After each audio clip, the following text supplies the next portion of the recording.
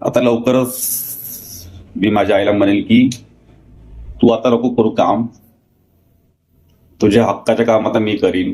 हाय YouTube परिवार, good morning. कसे आहात तुम्ही? आशा करतो तुम्ही सगळे लोक मजेमध्ये असेल, आपल्या परिवारासोबत हसत खेळत असेल. ही एक आता खूप इमोशनल गोष्ट आहे जी तुमच्यासोबत मी सकाळ सकाळी शेअर करत आहो. आज खरंच माझ्या डोळ्यामध्ये पाणी आलं. यासाठी पाणी आलं की मी आईला आज सोडून दिलं आणखी सकाळी. कारण की आईला मी सकाळी सोडून देत असतो. आमच्या घरापासून जे ॲटो स्टँड आहे ना ते खूप दूर आहे. आई पैदल पैदल त्या ॲटो स्टँडपर्यंत जाऊ शकत नाही, तर मला सकाळी तिला गाडीने सोडून द्यावं लागते. लहानपणापासून पाहतो मी तिला काम करताना, माझ्या आईला लहानपणापासून.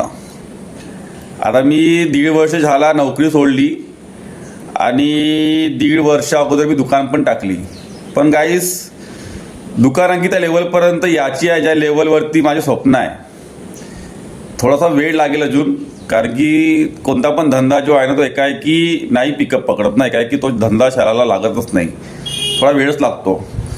आमच्या धंद्यामध्ये असं आहे की पैसा खूप लावावा लागते. तुम्हाला 2-3 वर्ष तशी तुमची तयारी असायला पाहिजे पैसे लावायची. तर आई सकाळपासून उठते, माझं टिफिन रेडी करते आणि ड्युटी जायची तयारी करते. बिचारीला मी लहानपणापासून पाहता स्ट्रगल करता, मी डोळ्यामध्ये पाणी येऊन जाते कधी कधी खरंच तिला पाहताना, नाही का.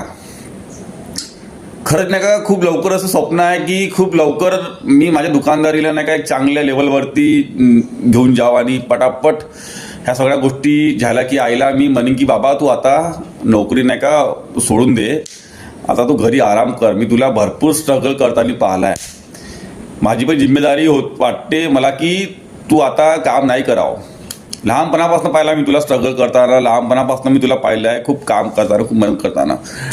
पण मला तसं वाटतं की मी म्हणजे कुठं ना कुठं कमी पडत आहो की मी आता पण म्हणजे त्या लेवलवरती आलो नाही की मी माझ्या आईला म्हणेन की तू नको करत ही बघा सकाळपासून ती स्वयंपाकाला लागून जाते, कारण तिला ड्युटी जायची असते आणि ही बघा ड्युटीमध्ये चालली आता माझी आई. तर खूप म्हणजे ते चुकीचे वाटते तसं.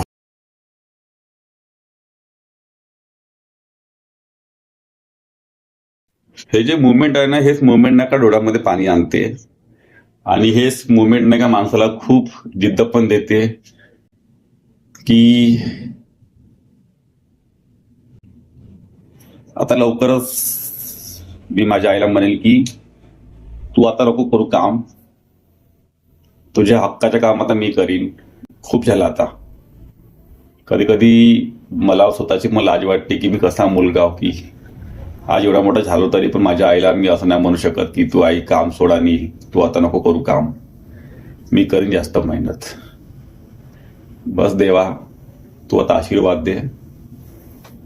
आता मी खूप लवकरच माझ्या आईला असं बनणार आहो की तू आता काम नको करू.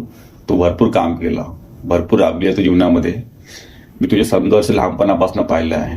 आम्हाला तू शिकवलं, आम्हाला तू एवढा आमच्या लायक बनवलं की आम्ही आमच्या पायावरती उभी होऊ शकलो पाहिजे.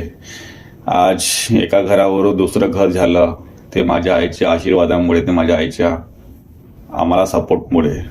आज सगळं जे आहे जीवनामध्ये, जे सगळं काही छान सुरू आहे ते माझ्या आईच्या मेहनतीमुळे आहे. माझ्या आईने जी मेहनत केली आणि आम्हाला जे इथपर्यंत आणलं त्याच्या मागे आमची आई आमच्या सोबत खंबीरपणे उभी होती. बस झाला आता. काही दिवस आणखी दिवस रात्र मी मेहनत करील, पण माझ्या आईला म्हणेल की तू आता नको काम करू, तू आता काम सोडून दे. ठीक आहे गाईस, या व्हिडिओला इथे स्टॉप करतो. भेटूया आपण नंतरच्या व्हिडिओमध्ये. तोपर्यंत जय महाराष्ट्र.